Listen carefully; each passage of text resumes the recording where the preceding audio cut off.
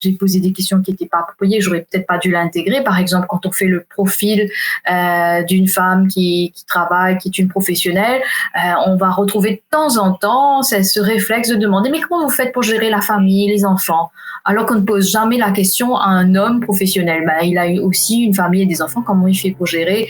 Donc, se poser la question, est-ce que je poserais la même question à un homme qui serait dans la même position que cette femme-là? Par exemple, ici, c'est vraiment assez particulier de ne pas voir de femmes, par exemple, qui soient directrices de publication ou qui soient présidente de conseil d'administration pour une entreprise de presse ou pour un groupe de presse. Il y en a zéro.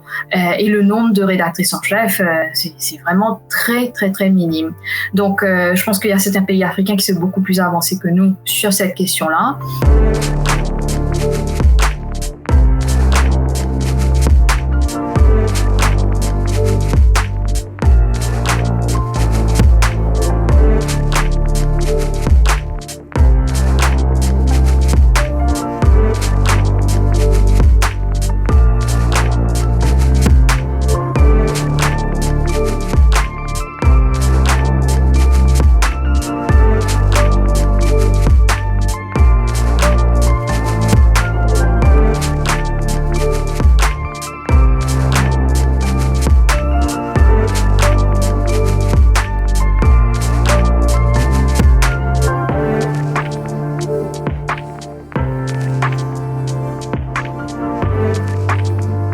Premièrement, j'examine la structure des entreprises de presse, c'est-à-dire la présence des femmes dans la hiérarchie de ces entreprises.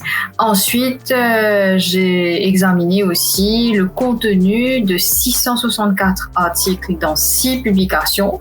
Et enfin, j'ai fait un sondage avec des journalistes, des rédacteurs en chef, des rédacteurs en chef adjoints.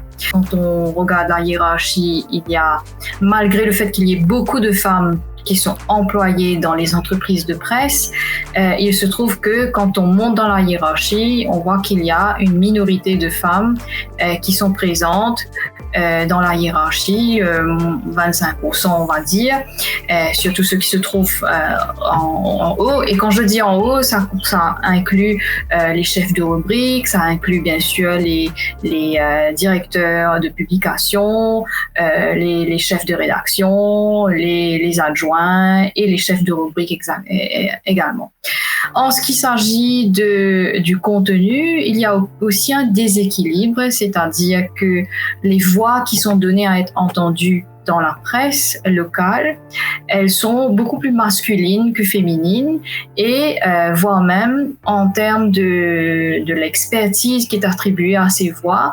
Quand il s'agit de voix ordinaires, les femmes sont présentes, mais quand il s'agit de voix expertes, elles sont beaucoup, beaucoup moins présentes que les hommes. Et inversement, les femmes ont tendance à être plus visualisées et quand elles le sont, elles ont tendance aussi à être un peu, on va dire, montrées sous un côté plus esthétique ou plus sexualisé, on va dire. Ensuite, en ce qui s'agit des personnes qui travaillent dans les rédactions, ce qu'on a pu constater, c'est que les journalistes eux-mêmes et elles-mêmes pensent qu'il y a un déséquilibre et qu'il n'y a pas nécessairement un respect de la déontologie quand on représente les hommes et les femmes, qu'il n'y a pas de diversité.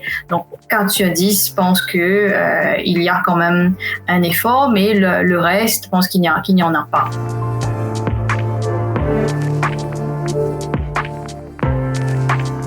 L'hypothèse de base est effectivement qu'il y avait un déséquilibre, mais ce déséquilibre n'était pas quantifié. Et l'objectif de cette étude, c'était justement de mettre des chiffres et de pouvoir, parce que sinon ça reste impressionniste, et on démontre très clairement que malgré les évolutions positives dans la place des femmes, pour la place des femmes dans la société, il y a encore du chemin à parcourir. Quelque part, il y a quand même une forme d'éducation un peu soft qui s'opère à travers les médias. Et donc, les médias ont une possibilité de jouer un rôle positif dans la représentation et la promotion de l'égalité des gens, en sachant que un des objectifs de développement durable définis par les Nations Unies concerne l'égalité entre hommes et femmes.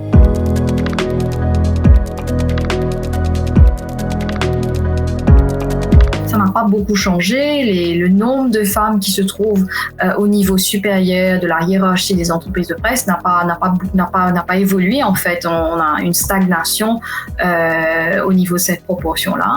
Et en ce qui s'agit des contenus, je dirais que c'est quasiment la même chose, si ce n'est peut-être même qu'il y a parfois des régressions dans la représentation des femmes de temps à autre, avec du stéréotypage, et surtout quand il s'agit de grands événements qui mobilisent un peu les passions. Quand on parle aussi d'événements sérieux, quand on parle de politique avec un grand P, mais aussi de politique avec un petit p, il y a voire même sous-représentation et ça va même jusqu'à non-représentation des femmes dans la sphère de prise de décision publique. Donc, même s'il y a des efforts de temps en temps, il y a parfois des reculs. Mais globalement, je dirais qu'on en est plus ou moins à la même place et il n'y a pas eu d'évolution majeure.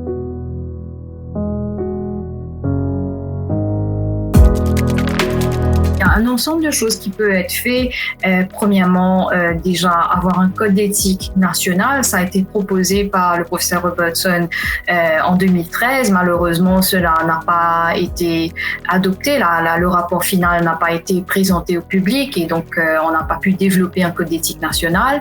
Et donc, avoir un code d'éthique national aurait inclus un code d'éthique pour le genre, ce qui avait été proposé dans une de mes autres publications auparavant. Un code d'éthique ne peut pas exister juste pour avoir un code éthique. Il faut aussi qu'il y ait une mise en application et un moyen pour les audiences de vérifier et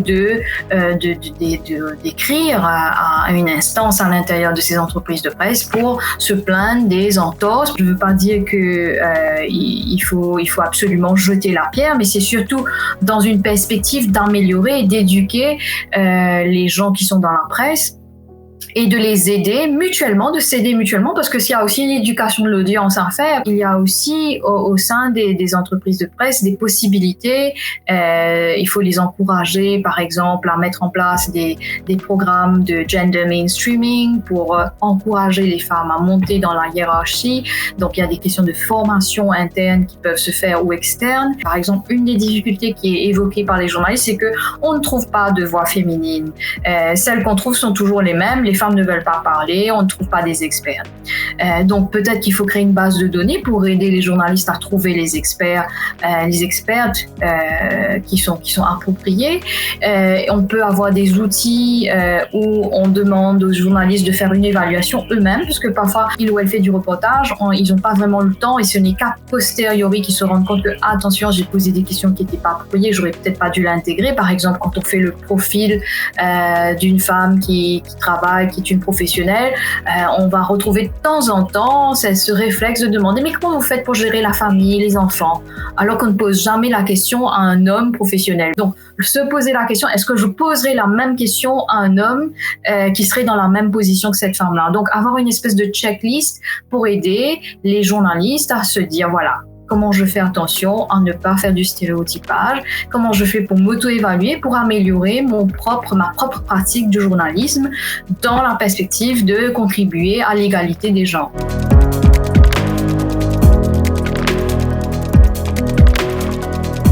La problématique est la même partout dans le monde.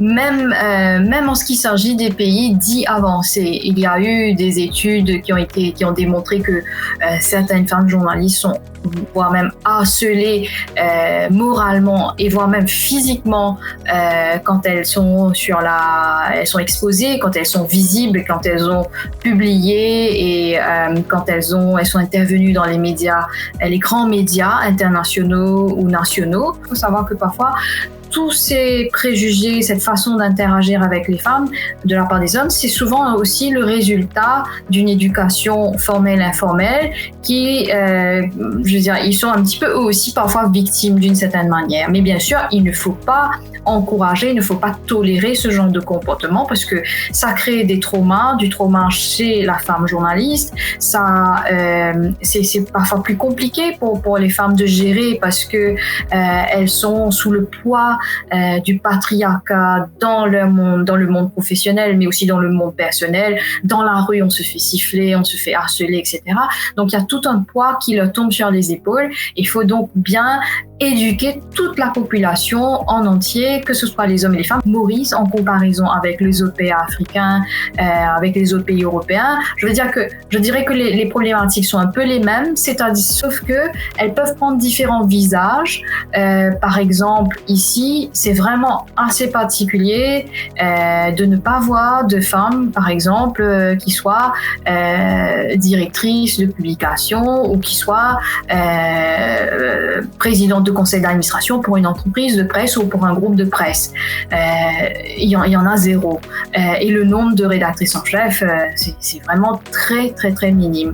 Donc, je pense qu'il y a certains pays africains qui sont beaucoup plus avancés que nous sur cette question-là.